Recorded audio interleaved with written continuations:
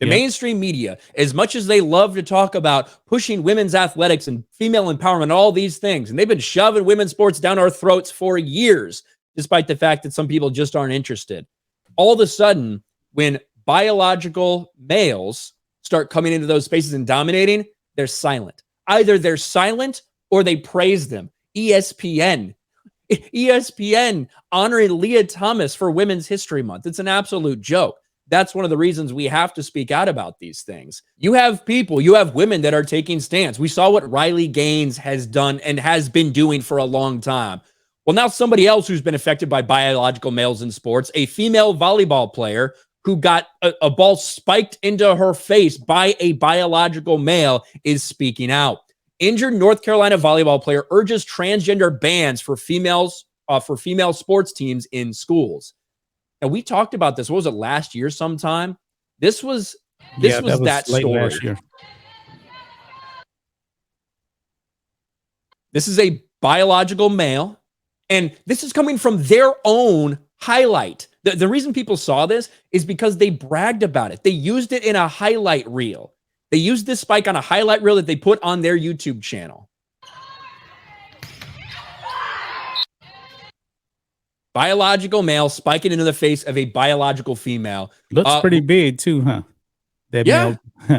Yeah, weird how tall and how much stronger, how much higher this person can jump. That's weird. Well, now this person is speaking out.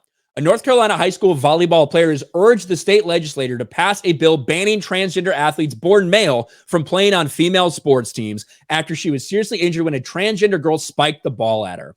Peyton McNabb, a senior at Hiwassee Dam High School in Murphy, told state reps Wednesday she suffered a concussion and neck injury during the game.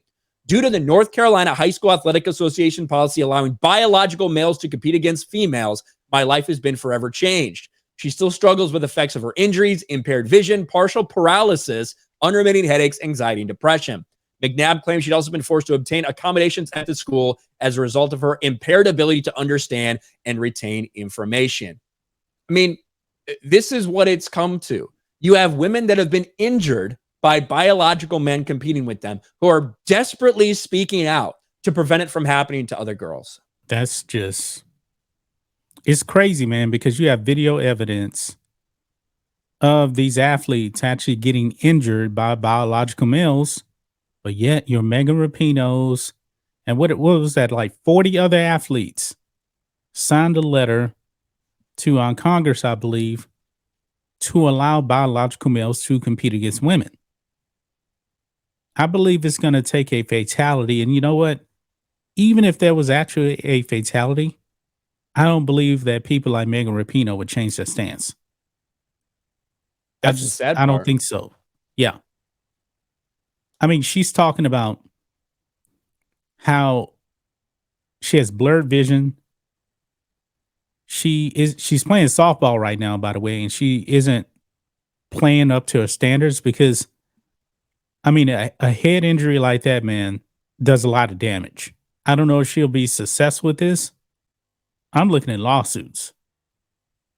Oh, 100%. Yeah, I think there's a lot of people. If you're injured by competing against a biological man in these sports, I 1000% think that you could look into that. Yeah. By schools allowing for this unsafe situation. The NCAA, make them suffer for this.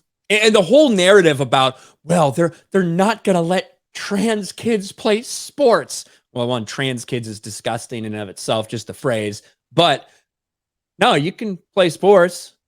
You can play the sport where you're supposed to play. You can play against the men. You can play against other men, but you can't play against females. That's the bottom line. That's all that this bill is trying to do. And you know that it's not going to pass. You know, even if it did, fucking Joe Biden would veto it.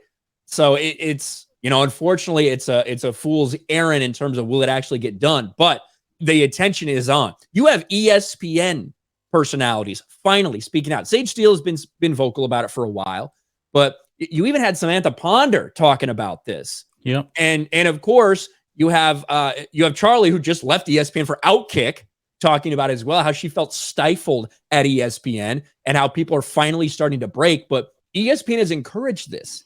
Yeah. The woke sports media has encouraged men coming in to female sports. to dominate them.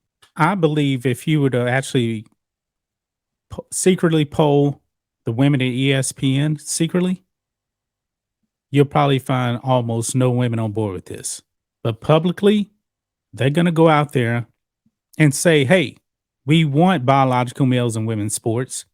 But behind closed doors, they're going to say, no, this is pretty terrible. That's the way I think they would actually believe. They're too spineless to actually go out there and speak the truth.